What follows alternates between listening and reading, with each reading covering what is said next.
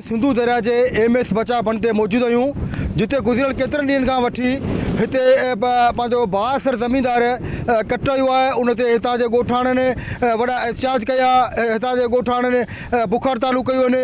उन जे बावजूद बि हिते कमु अञा ताईं जारी आहे। तव्हां ॾिसी सघो था त पंहिंजो सिंधु दरिया हिन कट खां थोरे ई फ़ासिले ते, अधु किलोमीटर जे फ़ासिले ते आहे, जिते कट ॾिनो वियो आहे। ऐं हीउ कट तव्हांखे असां ॾेखारे सघूं था, हीउ कट लॻो पियो आहे।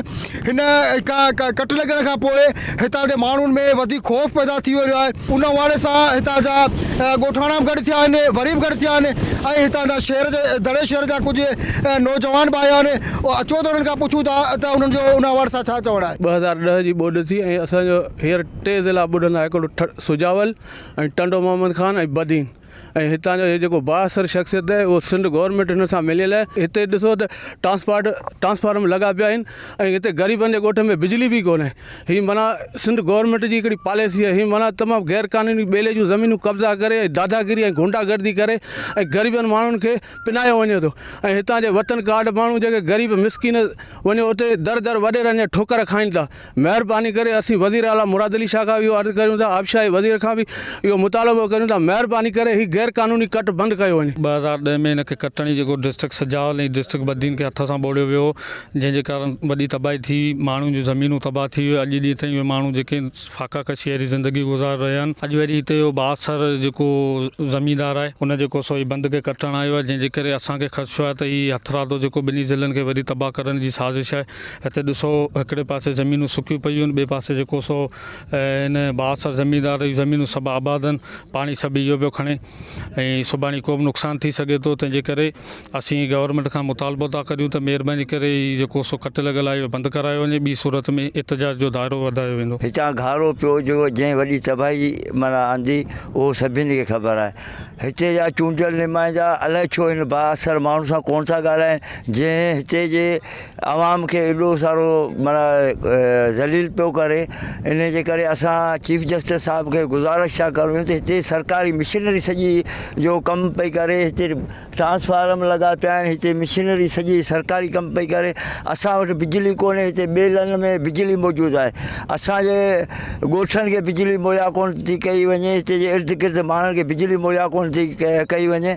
ऐं असीं अपील था करियूं त हिन नाजाइज़ कट खे बंदि करायो वञे। अपील था करियूं त हीउ जेको गैर क़ानूनी कट आयो वियो आहे, हीउ तमामु ख़तरो आहे। हिन में ग़रीब माण्हू जेको सो हुन में ॿुॾी सघनि था। हिन में पाणी जीअं बि चढ़ंदो हुन जी पेचिंग जेकी सो बि हुननि कढी छॾी आहे। ऐं ग़रीब माण्हुनि जे लाइ तमामु जेको सो हीउ नुक़सानकार आहे ऐं जेको सो हीउ तमामु जेको सो नुक़सानु कंदो। हिकिड़ो बहासर को माण्हू आहे ज़मीनदार आहे वॾो, उन पारां त गैर क़ानूनी कट हयो वियो आहे, जंहिं सबबु 2010 में हिन खां अॻु बि जॾहिं त वॾी ॿोॾि आई हुई, हिते जे माण्हुनि खे तक़रीबन सभिनी जा घर उजा, ग़रीब माण्हू ॾाढा मुतासिर थिया हुआ।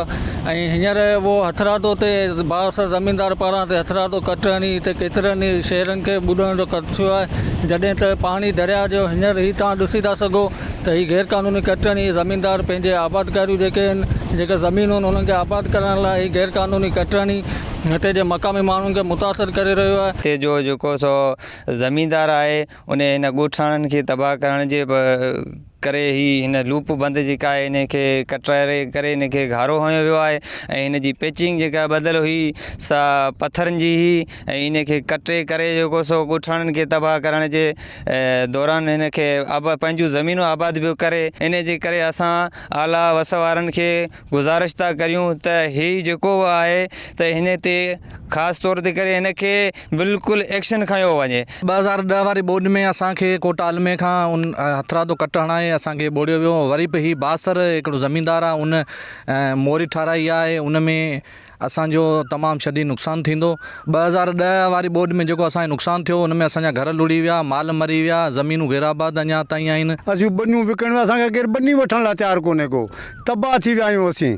असांखे महिरबानी करे हे कट बंदि कया वञनि। हिन बंदि जी तमामु घणी नाज़ुक हालत करे छॾी आहे। हिते बहासर ज़मीनदार हिन जूं पेचिंगूं हथराद जूं टोड़ायूं वयूं आहिनि। 2010 जी ॿोॾि में त कट लॻी वियो कुदरती, पर हाणे हथरादो कट हणायो वियो आहे। जॾहिं त हिते जे ॻोठनि शहरनि ऐं जेके बि ज़िला आहिनि, बदीन आहे, सिजावल आहे, उन्हनि सभिनी खे ख़तरो आहे। असीं वस वारनि खां, चीफ ऑफ जस्टिस खां अपील था करियूं, वज़ीर आज़म खां अपील था करियूं त ख़ुदा रा हिन जो को न को बंदोबस्तु कयो वञे।